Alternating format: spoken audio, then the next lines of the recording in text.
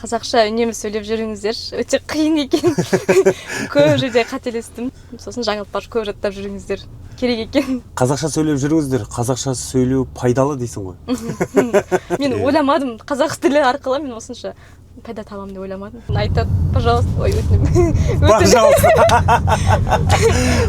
Айтпаңдаршы. Бұл қазақша такси бағдарламасы. 18 жасқа толғандар көріп, ата-анасына да көрсетуді ұсынамыз. Жолаушыға 100 мыңға сертификат беріледі. Әңгіме барысында әр өзге тілдегі немесе паразит сөздер үшін сертификаттан -5 мың. Қатысушыны шатастыру мақсатында жүргізуші еркін сөйлей алады. Достар, таза қазақша сөйлейтін жолаушыдан ақшасын аямайтын бұл қазақша такси. Жүргізушісі мен Ғалым Махамбет. Ендеше жүргізуге рұқсат етіңіздер. Кеттік.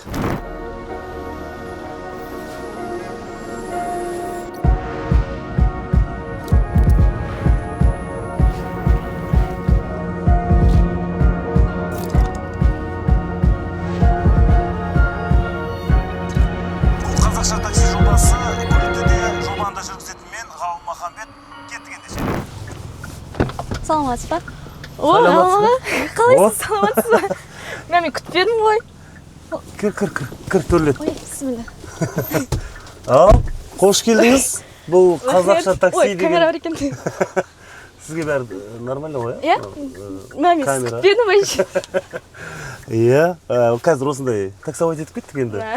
Оңай емес Астанада өмір сүру. Пысықсыз өте. Ал, есімің кім? Танысып отырайық. Мен есім Адина болады. Адина? Аха. Негізі қай жақтың қызысың? Жаркент. Жаркент. Жаркент болсаң, Алматы. тем более. Ол жақта енді Қытайша қосып қоймасаң. Ал, қауіпсіздік белдігін тағып алдыңыз. Аха. Ендеше, let's go ма? Кеттік. Дұрыс, басталды. Міне, осы көлігіміз қозғалғаннан бастап біздің әңгімеміз басталды. Ал енді біздің әңгімеміз өрбу үшін, Адина, біз тақырып таңдап алуымыз керек. Қазір мен сізге бірнеше тақырыптарды жасырын түрде беремін. Қалаған біреуін таңдап алыңыз. Бәрібір ешқандай. Әңгіме өрбу үшін да. Енді мен орысша, ағылшынша небір қотыр сөздермен сөйлей беремін. Өйткені сені шатастыру үшін. Ал сен абайлап отыр. Кеттік ендеше. Не дейді? Қандай тақырып? Сүйікті кітабыңыз жайлы дейді. Бәрекелді. Кеттік ал. Қандай кітабын айтты сізге? Мен негізі кішкентайымнан өте қатты армандайтынмын журналист болуды. Сол себепті тілші болуды шығар бәлкім. Сол үшін де көп кітап оқуға тырысатынмын. Ең қатты ұнаған кітабым маған Махаббат қызық мол жылдар болды. Махаббат қызық мол жылдар кітабы ұнады. Тамаша. Абай жолын оқуға қазір ниеттеніп жүрмін бұйырса. Енді оқисың, иә, бұйырса? Мен оқимын деген кезде мектеп кезінде маған айтты, ол кітап кішкене ауырлау қазірге деп сөйтіп айтты. Сол үшін қазір енді оқуға ниеттеніп жүрмін. Тамаша. Тағы да қандай? Менің атым Қожаның киносын көріп жүрсем де, оның кітабы маған қызығырақ болды. Сол үшін кітабын оқыдым. Кітабын оқыған дұрысырақ деп кеңес бересің, иә? Ал дәл қазір оқып бітіре алмай жатқан кітабым Адамзаттың асыл тәжі Мұхаммед пайғамбарымыздың өмірбаяны жайлы. Тамаша. Өте тамаша. Әдемі. Тағы да бір тақырыптар таңдайық. Сен өзі шынымен де тілші болатындай қыз екенсің. Тақ етіп кәдімгі қойған сұраққа нақты жауап беріп отырсың. Мен жолдан сәл ғана жүргенше бір тақырыптың басын қайырып тастадық. Ал кеттік, келесі қандай тақырып екен бізде? Орындалған және орындалмаған арман. Мынау керемет енді. Енді бірінші орындалмай қалған армандарды. Орындалмай қалған арман. Арты жақсы болсын енді, орындалған арманмен аяқтайық. Тілші болу жаңағы. Тілші болу, иә? Иә, мен қатты армандадым сол оқуға түсуге. Бірақ та біздің мектепте жаңағындай әдебиет тілінен дайындайтын мүмкіндік болған жоқ. Ауылда мектеп болғаннан кейін. Сол себепті математика пәнін таңдауға мәжбүр болдым. Сол себепті менің тілші болу арманым орындалмай қалды, бірақ әлі де армандау үстіндемін, әлі де... Ешқашан кеш емес деп ойлаймын. Әлі жассың, жасы 40-қа келіп те мамандықты өзгертіп жатқан адамдар бар негізі. Сәттілік, болашақ тілші болсаң, тілші бол. Тілші болсаң, тілші бол онда. Так, дальше орындалған орындалмаған. Бірақ арман ба сол орындалмаған арман? Басқа тағы қандай орындалмаған армандар бар? Өкінетін әттеген әдет. Ең қатысы сол тілші болып. Ойыңа оралып тұрған сол болып тұр, Негізі көп қой, бірақ ойыма қатты. Енді барлық армандарың орындалсын енді. Енді орындалып кеткен армандарың туралы айтайықшы, қызық болсын. Мен сол кішкентай кезімнен өнерде жүруді қатты армандағанмын. Үйде есімде кішкентай кезімде жаңа жыл мерекесі болған кездерде анамның жаңағы орамалдарын үстіме жауып, оны көйлек жасап, төсектің үстіне шығып концерт қоясың. Концерт қоямын. Концерт! Кеш қоямын. Дальше? Кеш қоятынмын. Өзімнің әндерімді айтып, болмаса жаңағы теледидардан неше түрлі Кореяның киноларын көріп, сериалдарын көріп, соны жаңағы қайталайтынсың. Қайталайтынмын. Пародия жасап, Жоқ, қайталайтынмын. Солай өнер адам болды армандадым. Қазір Аллаға шүкір кішкене орындалып келе жатыр. Қазір қандай өнермен айналысып отырсың? Негізі атын айтсам, негізі ол мекеменің атын айтсам, ол меніңше жарнама болып кете ма? Жоқ, бола ма? Жаңағындай орысша аттауы болып кетпейді деп ойлаймын. Ол екен атауы ғой. Қазір Гүлдан Алиханованың бастауымен артист студия дейтін әртістік мектепте. Әртіс мектебі, Негізі атауы артист студия деп аталады. Жақсы, кешіреміз. Әртістік мектепте сол жерде қазір сабақ алып жатырмын. Сахнаға былай шығып тұрам. Сол мен үшін қазір енді орындалып келе жатқан арман болып жатыр. Тамаша. Өнерің өрге жүрсін. Әрі қарай тағы да тақырыптар. Әлде орындалған армандардың тағы несі бар ма? Легі бар ма? Астана қаласын туралы. Астана қаласын мен кішкентай кезімде күнде кешке жақын теледидардан жайдарман ойындарын қатты қарайтынмын. Мен арманым болатын. Шынымен айтайын, негізінде сізді көретінмін кішкентай кезімде. Осы кісілерді шынымен өмірде көрсем ғой, Есен ағаны өмірде көрсем ғой деп армандайтынмын. Қазір шүкір мен Астанаға қалай оқуға түсіп, қалай сізді жолықтырып жатқаныма мен таңғалып отырмын, шыны керек. Тамаша. Бала күнгі бір арманның орындалуы деші? Тамаша. Өте қуаныштымыз. Әрі қарай жалғастырайық. Міне, тағы да тақырыптар бар. Қандай тақырып? Үлгі тұтар тұлға дейді. Үлгі тұтар тұлғаңыз кім болады екен? Кім екен? Енді андай, не дейді ғой? Идеалың кім деп айтады ғой енді. Кімді идеал көресің деп. Мен үшін үлгі тұтар адам. Фанатың кім? Кімге фанатсың? Типа, жанкүйерсің. Ең бірінші орында ол менің әкем. Тамаша. Себебі менің әкем кішкентайымыздан бізді еңбекке баулып келе жатыр. Кішкентайымыздан еңбекшіл болыңдар, дүниені жүрекке байламаңдар, ақшаны мүлде жүрекке байламаңдар деп үйретіп келе жатыр әлі күнге дейін. Тамаша. Менің ең алғашқы үлгі тұтар адамым әкем және анам. Және анамның қолдауымен әкемнің дәрежесі солай артып келе жатыр. Себебі бізді кішкентайымыздан әкемізді сыйлауға, қорқуға үйреткен ол анамыз. Әкең келе жатыр деп, әкеңнен ұят болады. Әкең ұрсады деп, Тамаша. Сол биязылық әкеміздің алдында әлі күнге дейін бар. Біздің қазақтың отбасы институты ғой енді. Әр кезде біздің осылай жақсы болуымызға, мәдениетті болуымызға, ортаға сыйлы болуымыздың барлығын осы ата-ана бірінші үйрететін. Одан кейін біздің қоршаған ортамыз. Дұрыс айтып отырсың. Үлгі тұтар тұлғаңыз жақсы. Әр адамның бізде ойлаймыз, сен секілді әкесі мен анасы өзінің ең үлкен үлгі тұтатын адамы деп. Ал енді ақын жазушылар, немесе әнші, актерларды біреулер үлгі тұтып жатады, футболистерді.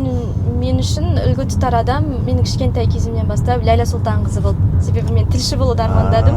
Сол кісінің әйел бақыты бағдарламасын көріп жүрдім. Сол себепті ол кісі маған үлгі болып әлі күнге дейін көрінеді. Үлгі? Үлгі тұтасыз.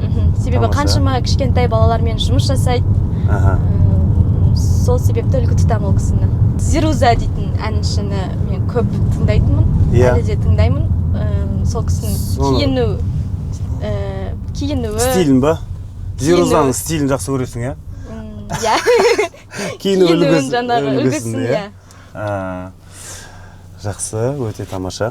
Әрі қарай жалғастырайық әңгімемізді. Бізде біраз тақырыпты алып қойыпсың сен. 3 тақырыпты.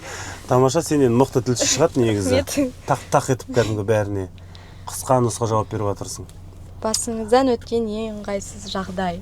Ыңғайсыз, неудобное положение дейді ғой. Ең ыңғайсызы менде. Қандай болды? Қай кезде болды? Неудобное положение. Мен осы Еуразия ұлттық университетіне оқуға түскен кезде сахнаға шыққан болатынмын, көрініске жаңағындай.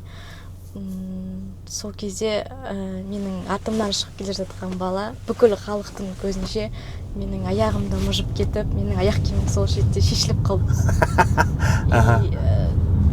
Және сол кезде барлық зал күлді. Деп қойдың ба? Көрермендер маған күлді. Өте қиын екен. Деген кезде бір 5 мың айырылдың.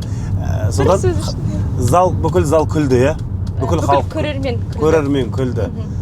Сол мен үшін әлі күнге дейін ұяламын сол сәт үшін. Сол сәт үшін ұяласың.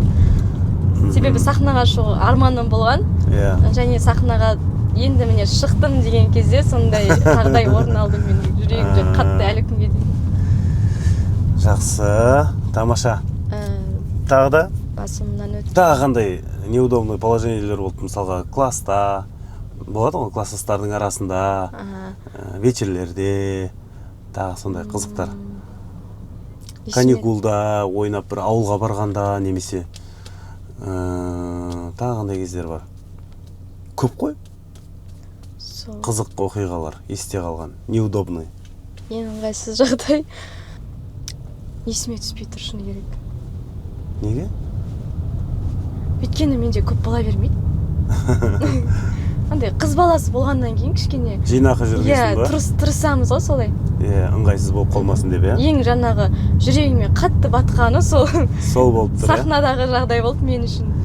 Тамаша. Себебі достарым әлі күнге дейін айтады, пожалуйста, ой, өтінем. Өтінем айтпаңдаршы. Тағы бір 5 мың айырылдың. Қалдым өз. Общагада тұрасың ба, квартирада ма? Пәтер жалдап тұрам. Пәтер жалдап тұрасың, тамаша. Қыздармен ба? Подружкаларың ба? Қыздармен, құрбыларыммен бірге. Құрбыларыңмен бірге. Әрі қарай жалғастырайық әңгімемізді. Бізде бір-ақ тақырып қалды. Барлық тақырыптың басын қайырып тастадық қой біз деген. Егер өмірің кино болса дейді. Сен сияқты қиял. Қазіргі жасыңда өзі бір қиялдайтын жас қой. Армандайтын жас қой. Армандайтын, қиялдайтын жас. Өмірің кино болса, қандай кино болар еді? Негізі менің құрбыларым айтады, үнемі сенің өмірің сондай кино сияқты деп айтады негізінде. Қызық қандай. Шытырман ба? Бірімен бірі, шиеленісіп отырған. Шиеленсет үнемі деп. Егер менің өмірім кино болса, онда жаңағы арманымды орындайтын едім. Не арманым? Тілші арманымды орындайтын едім. Өнер адамы болғым келеді, қатты. Менің негізі ондай бір асып-тасып тұрған өнерім жоқ. Негізінде мен өзім қазір артистік мектепке бара жатқаннан кейін түсініп жатырмын. Қазір мен негізі өнерім қандай, менің қабілетім қандай екен.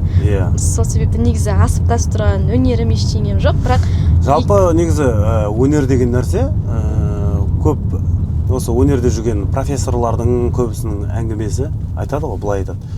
Өнер ол 1%, 99% еңбек дейді. Пайызы. Пайызы.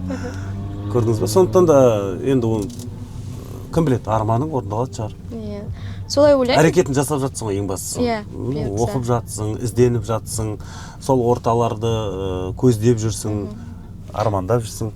Сол менің егер өмірім кино болса, көптеген жобаларда жұмыс жасайтын едім, себебі менің жаңағы арманым деген жаңағы орындалмаған, бірақ орындалатын шығар. Бұйыртса көптеген жобаларда жұмыс жасап көргім келеді. Қазір жобаларда жұмыс жасау дегенде сонда қандай? Мысалға проектте түрлі мамандықтар бар.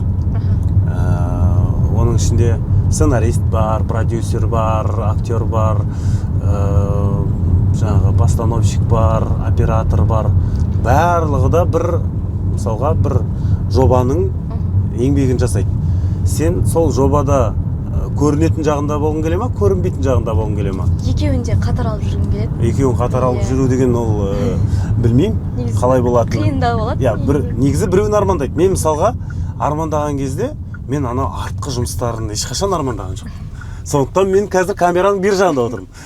Енді сен қалай армандайсың, солай болады негізі. Егер де маған таңдау түсіп жатса, камераның алдында жүресің, болмаса камераның сыртындағы жұмысты жасайсың десе, мен ең алдымен камераның алдындағы жұмыстарды таңдайтын едім. Міне, енді анықталды. Диагнозың анықталды. Тамаша, енді тілші болу деген үлкен жауапкершілік негізі. Басқа пәле тілден деген. Ол үшін көп оқу керек, ойлану керек, сараптап сөйлеу керек, жан-жақты болу керек деген сияқты. Мен мысалға тілші боламын деп армандаған жоқпын. Бірақ әйтеуір жүрміз ғой. Бірақ тілші болғанда да көбісі ойлайды, жаңағындай жаңалықтар жүргізетін деп. Бірақ мен жаңалықтар жүргізгім келмейді. Мен қазіргі Анара Батырхан жаңағы жүргізетін табу бағдарламасы, сондай емін-еркін форматта өтетін, тақырыптарда сондай бір өтетін жобаларды. Свободный формат, иә? Иә. Емін-еркін өтетін тақырыпта, емін-еркін тақырыптарда өткізілетін сондай бір жобаларда жұмыс жасағым келеді. Тамаша. Енді біз сені айтқан мекен жайыңа алып келіп тұрмыз. Мұнда неге келіп жатсыз? Құрбыларыммен кездесуге. Енді Адина сен келемін дегенше ақша алмаған. 5 рет қателестің. Талабың таудай қыз екен. Өзің студент екенсің. Саған бұйырсыншы деп іштей тілеп отырмын енді. Мынау мектеп кезде бастауышта оқыған, біздің жаттаған жаңылтпаштар. Қиын ба? Жаңылтпаш мен үшін қиын. Бірақ тілші болуды армандаған соң енді тырысу керек. Иә, тілші болу үшін адам деген осыны ең үлкен жаттығу ғой. Осы біреуін таңдап алыңыз. Енді біздегі шарт былай. 3 рет қайталайсыз. Сыртыңыздан ба, ішіңізден ба, бәрібір. 3 рет қайталап жаттап аласыз да, мен қағазды алып қоямын. Сіз соны мүдірмей тез жаңылтпашты айтып берсеңіз болды. Қойымыз. Айша қанша алса, қайша сонша алса екен. Бір рет кетті. Айша қанша алса, қайша сонша алса екен. 2 рет кетті. Айша қанша алса, қайша сонша алса екен. Дайынбыз ғой, дайын болсаң да, болмасаң да, енді қайталау керек боласың. Ал, кеттік ал. Бисмилlah. Айша қанша алса, қайша сонша алса екен. Жақсы, бірақ езіктеп тұрмыз. Андай. Тез айту керек. Тез айту керек. Айша қанша алса, қайша сонша алса екен. Тамаша! Қайтардың ғой, иә? Адина қарындасым, жолың болсын. Абайлап жүр түн. Енді мынау біздің қазақша такси бағдарламасының көрермендеріне бір ауыз тілегіңізді ауылға сәлем жолдап қойсаңыз болады. Ең алдымен ата-анама сәлем, және достарыма сәлем. Мені әр кезде қолдап жүретін, және де барша қазақстандықтарға айтарым, қазақша үнемі сөйлеп жүріңіздер, өте қиын екен. Көп жерде қателестім. Сосын жаңылтпаш көп жаттап жүріңіздер. Керек екен. Қазақша сөйлеп жүріңіздер. Қазақша сөйлеу пайдалы дейсің ғой. Және де пайда тауып жатсың да? Сізге көп рахмет. Таза қазақша сөйлеген үшін. Иә, мен ойламадым. Қазақ тілі арқылы мен осынша пайда табамын деп ойламадым. Құрбыларыммен кездесуге бара жатыр едім, жақсы болды. Как раз ба? Иә. Мұнда мен сізбен суретке түсе алайын? Болады, әрине. Кел. Естелік болсын.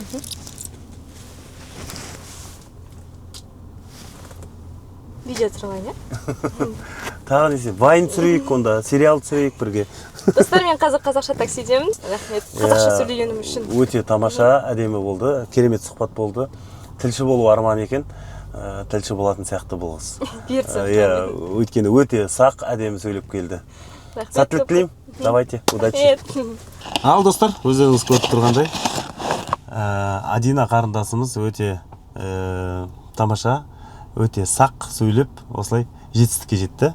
Ең бастысы памяті мықты екен, тілші болатындай қыз екен. Жаңылтпашты 2 рет қайталады да мүдірмей айтып берді.